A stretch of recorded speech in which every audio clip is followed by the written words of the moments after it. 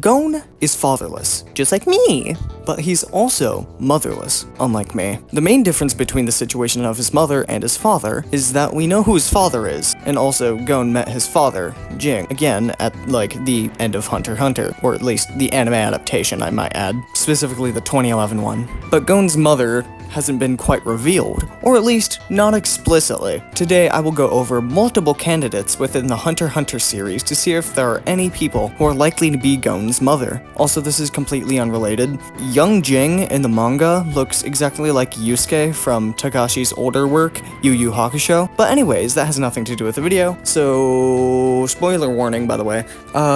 Yeah, some ideas here are already existing theories, but I'll summarize them and then say what I think about them.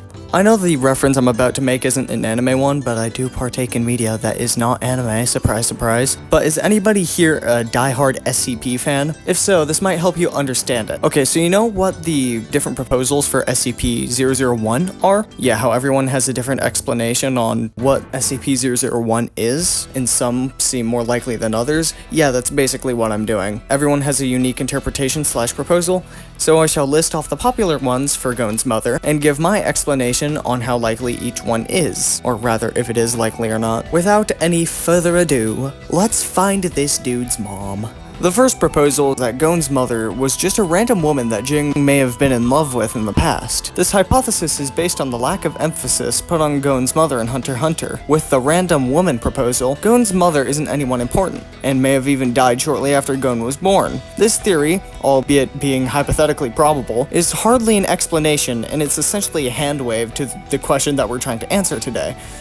And it just frankly doesn't seem like something Togashi would write. Togashi a lot of the time writes characters that tie into the backstory of more important characters long after the original backstory was given or hinted at. My best example for this is Sheila. Sheila is very important as she was a friend of Kurapika's but also a friend of Chrollo. Sheila also had a direct link to the Kurta clan massacre. Some also believe that Sheila and Pariston are the same person. I am suspicious of that myself, as the only evidence that there is that they look similar and are a similar age. Speaking of Pariston, some believe that he is Gon's mystery parental unit. This proposal in and of itself has two others within it. We can assume Sheila is Pariston, or there was a use of the hormone cookie from Greed Island. Those are the two main proposals. Let's start with the claim that Sheila and Pariston are the same. First of all, there's no denying that there's a striking resemblance between the two, ranging from their hair to their eyes, and even the fact that their hair both naturally curves to the left a bit. But back on track, in this scenario, let's say that Sheila / Pariston had eventually caught Jing's eye, and then they had Gon. That's plausible, right? Wrong. Although these two look rather similar, we can deduce that they are not the same person. How do I know this? Because take a good look at them. Notice anything? I do. I noticed that Pariston's earlobes are detached, whereas Sheila's are attached. Side note, MatPat would be so proud of me that I'm bringing up this little earlobe trick to compare characters because he used to do that. You may ask, couldn't have Pariston just changed his appearance? And to that I say, if he did, why does Pariston still look similar? As a matter of fact, Zodiac members, of which Pariston is, usually change their appearances to fit their Zodiac. But you mean to tell me that the only thing Pariston changed about his appearance was his earlobes? In this case, it's safe to assume that Pariston and Sheila are simply just lookalikes, or possibly even relatives. But one thing is for sure, they are not the same people. However, this does not necessarily prove that Sheila isn't Gon's mother. Wanna know what does though? The fact that she is presumed to be dead, mixed with the fact she is not a hunter, or at least not that we're aware of. I really doubt that Jing would have fathered a child with a mother that is not a hunter, and I doubt he cares much for those who don't have the potential to be a hunter. So Sheila, you are not the mother. Anyways, back to Pariston. Another of the Pariston proposals is that either him or Jing, likely Pariston, consumed a hormone cookie from Greed Island, and that later Gon was conceived. And the proof for this is?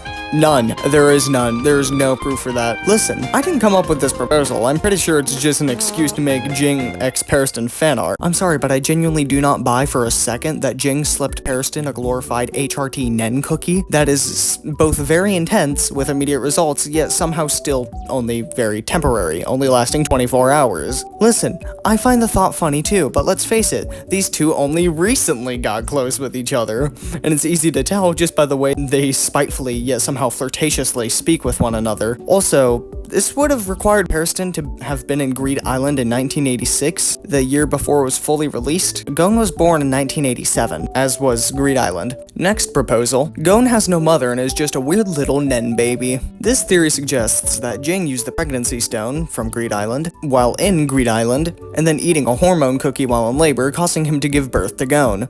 Now this one is possible with a timeline.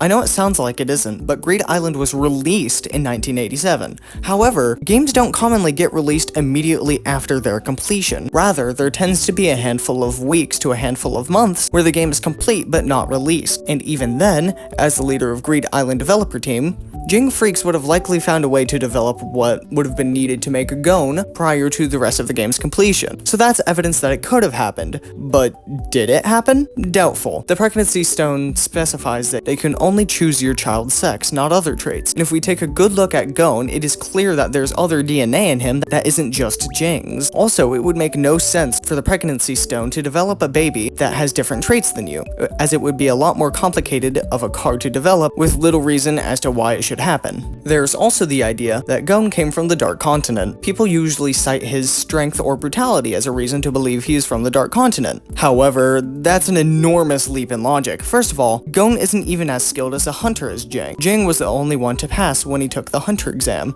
of which he was the same age as Gon. Also, Gon isn't even as muscularly strong as Killua in his normal form. Testing gates at the Zoldyck residence. Thirdly, Jing has never been to the Dark Continent. Although he's on his way there, he still has not been there yet, which means that his child cannot be from there. But let's jump back a bit. At the end of the Jing proposal, I mentioned that Gon is visibly distinct from Jing and therefore has DNA from another parent. You may wonder what I mean by this. Let me explain. Jing's skin and eyes are slightly darker than Gon's, yet they go outside the same amount, so it really shouldn't be different if, they were genetically the same. Gon's eyes are also much taller and rounder. Jing has facial hair. Gon, let's use his adult form as an example, doesn't grow facial hair. The hair on his head grew about as long as it would in time needed to grow up, but there isn't a single hair on Gon's face. Also, Gon's hair has a green tint, even in official Togashi artwork. Where we go from here is simply a matter of subtraction. To know what Gon's mother looks like, we just need to remove the traits that are uniquely Jing-like. So we need to find someone with lighter skin and eyes than Jing, an eye shape that is taller and rounder than Jing's, and we can basically ignore the facial hair part. It was just used to prove that Gon isn't identical to Jing. And for the final trait, we need someone that Gon inherited his green hair from. And you know what? That person exists. And the person's name is, drumroll please, Cheadle Yorkshire. Cheadle and Jing are both zodiacs in the Hunter Association. Cheadle and Jing are presumably about the same age. Cheadle is therefore a skilled hunter and would have likely caught Jing's eye. Also, the way they speak with each other seems closer than how regular colleagues would speak with each other, but also slightly hostile in a way. This could just be Jing being Jing and Cheadle being Cheadle, but this feels particularly odd here. It just seems like they had somewhat of a history together. Jing speaks to her like she's his ex, an ex that he didn't end on best terms with, but can still remain somewhat civil-ish with. I told you already. Sure, I could just tell you what to do, but if I did, you'd never listen. How many times do we have to go through this? Okay, I'll tell you what's gonna happen if the game continues as is. Like I said, it's a game he doesn't want to win or lose, so he'll drag this out until the last day. He's just like Netero and me. Well, except I get bored a lot faster. But that guy is patient. If the vote was about who's following in Netero's footsteps, Periston's the winner. Shut up! I don't want to hear that from you! You're jealous of him, aren't you? What? Did you love that pervy old man that much? Shut up! You're so arrogant! You just have to tell me when the election will end! Seriously, don't they sound like exes? You may wonder then, why doesn't Cheadle mention anything about being Gon's mother despite Gon being in the hospital in the election arc? Letting her emotions get the better of her is something she knows would be a bad idea during a very important election in the Hunter Association. Also, mentioning that she's Gon's mother could cause a whole slew of other problems, mostly related to reputation, which is important during elections. She may also feel ashamed over how Jing lost custody over Gon, and that Gon went to Mito. And lastly, remember the scene where Gon decided not to learn about his mother? You know, the scene with the Nen-infused radio? You know that the audio recording destroyed itself after having been listened to? I bet that Jing knew that Gon didn't want to hear about his mother when Gon did that. As in, the radio sent Jing a message notifying him, basically. Leading him to tell Cheetle to basically not interact with Gon as if she's his mother. And as heartbreaking as that is, honestly it's kind of fair, it's kind of necessary.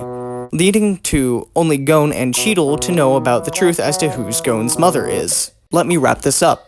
Jing and Cheetle fell in love, likely due to an accidental pregnancy, of which became Gon. After the child was born, Jing and Cheetle's relationship soured a bit, but not horribly so. Jing gets custody, but then Mito shows up and gets custody of Gon, leading to Gon showing up on Whale Island, seeing Mito as his true mother figure. I hope you enjoyed this video, and that my argument for Cheetle being Gon's mother was convincing. But with that said, I'd really appreciate it if you were to like, subscribe, hit the bell, have a wonderful day, and stay groovy, my fellow Ebinskis.